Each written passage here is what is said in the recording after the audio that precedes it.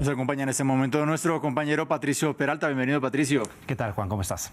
Vamos a comenzar hablando de una de las noticias de la semana, sin duda alguna, que marca todavía la agenda mediática. Abrimos esta revista con las reacciones a las ideas que tiene Trump para Gaza.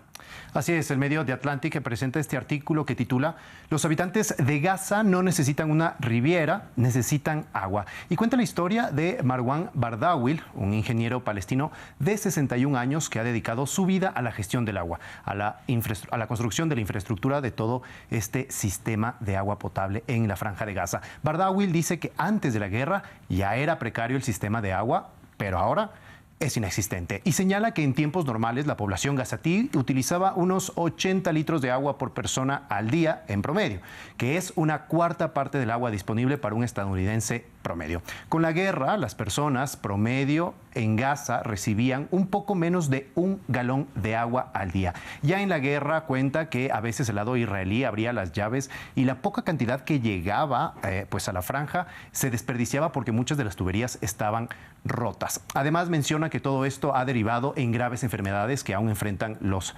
palestinos. The New York Times presenta esta publicación editorial y dice que Trump parece ofrecer a Israel un trato.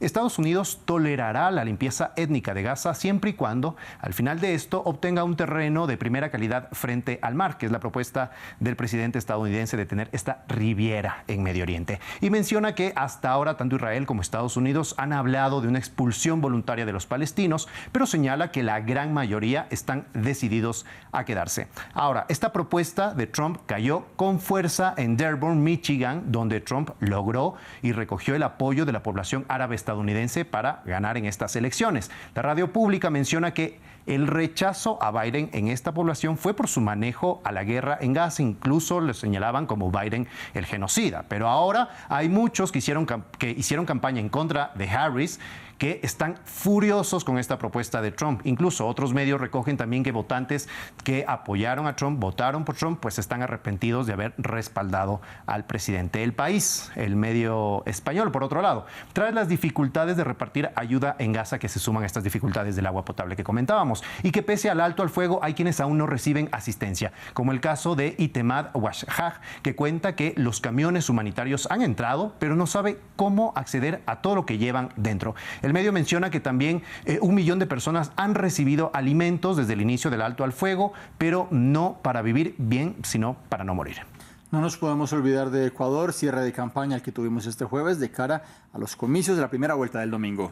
Así es, Ecoavisa nos trae esta noticia. Hasta la medianoche del jueves, los 16 candidatos pudieron hacer campaña. Desde hoy inicia el silencio electoral y también el voto asistido. Este medio recoge la inauguración del voto en casa, un procedimiento que permite ejercer el derecho al sufragio a adultos mayores y personas con discapacidad. En total, el medio menciona que son 662 personas que se registraron para este voto, una cifra superior a la que hubo en 2023, cuando se registraron 609. La Hora también, este diario quiteño, titula: "Concluye campaña, pero se mantienen los cuestionamientos al CNE, al Consejo Nacional Electoral", y señala que los cuestionamientos por una posible ausencia de control de la precampaña y la campaña marcaron esta etapa del periodo electoral. Expertos citados por el medio mencionan que el CNE no mostró interés en controlar el gasto electoral de los candidatos y que también fue incapaz de poder ejercer autoridad en las esferas digitales. Mientras que el diario Expreso de Guayaquil, por su parte, dice que Noboa cerró la campaña sin delegar la presidencia a Verónica Abad,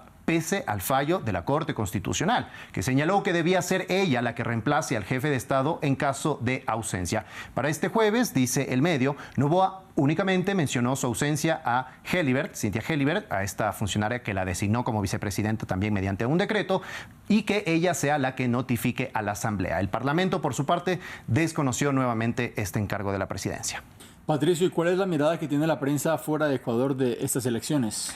Bueno, además de recoger cuáles son las principales preocupaciones, seguridad, el tema económico y los apagones eléctricos, pues hay editoriales bastante fuertes, sobre todo a la gestión de Daniel Noboa, de estos apenas 14 meses. The Guardian, el medio británico, titula: "Señales claras de autoritarismo. El líder de mano dura de Ecuador busca la reelección", y menciona el asesinato extrajudicial de Javier Vega y la desaparición de 4 niños en Guayaquil tras un operativo militar. militar como ejemplos, dice el medio, de la ola de graves violaciones de los derechos humanos desde que Noboa introdujo su política de mano dura hace un año. Otras señales de autoritarismo, dice el medio, es su negativa de pedir licencia para realizar campaña electoral, que es un poco la discusión política que se ha centrado en estos últimos días. Sumado esto a la irrupción a la embajada en México que ocurrió el año anterior, en abril.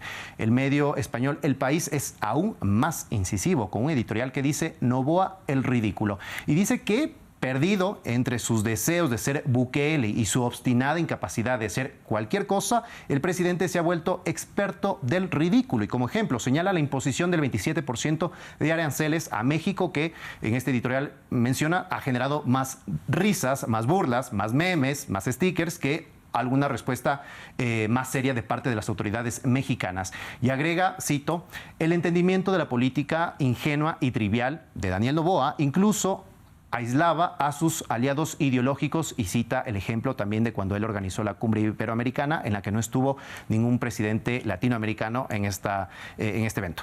Titular de mucho peso, muy crítico, es el del País. Vamos a terminar hablando del presidente argentino Javier Milei, porque lo entrevistaron en un medio francés y lo elogiaron como fenómeno. Así es, Le Point, el semanario francés, logró una entrevista con el presidente Milei y lo describe como un campeón del liberalismo, adepto a la motosierra presupuestaria, que es a la vez fascinante, dicen, de Milei, y controvertido. La entrevista se enfoca en el recorte presupuestario principalmente, en el que dice que cuando el Estado es cada vez más grande, no significa necesariamente que funcione mejor. Pero lo particular, Juan, de esta entrevista es la pregunta que el periodista le hace. Le pide consejos a Milei para la parálisis presupuestaria en Francia. Evita, evidentemente, Milei la pregunta respondiendo pues lo que él aplicó, lo que ha hecho, y el periodista insiste, ¿qué debería hacer Francia? Milei tampoco le contesta, y en una tercera pregunta de si Emmanuel Macron debería aplicar terapia de choque, pues Milei dice que tiene una buena relación con el presidente francés y siente que no está en la oposición para opinar sobre lo que él está haciendo en su país. Siguiendo con Argentina, los medios como Letra P, titulan la aprobación de la Cámara de Diputados para suspender las elecciones primarias abiertas, simultáneas y obligatorias, conocidas como PASO. Ahora, este proyecto pasa a manos del Senado, donde señala hay una gran posibilidad de aprobarse. El medio La Nación finalmente publica este editorial. Milei impone las reglas y se adueña del juego. Y dice que fue un hecho inédito lo que ocurrió este jueves en la Cámara Baja, porque con su minoritaria representación parlamentaria logró romper una norma no escrita en la política argentina, pero respetada hasta ahora, que era que se impedía cualquier tipo de cambio de las reglas del juego electoral, evidentemente, durante el año de elecciones. Además, señala la fractura del peronismo en esta votación que permitió esta aprobación en la Cámara de Diputados. Siempre mediático el presidente de Argentina, Patricio Peralta, muchas gracias. A ti, Juan, ya nos vemos.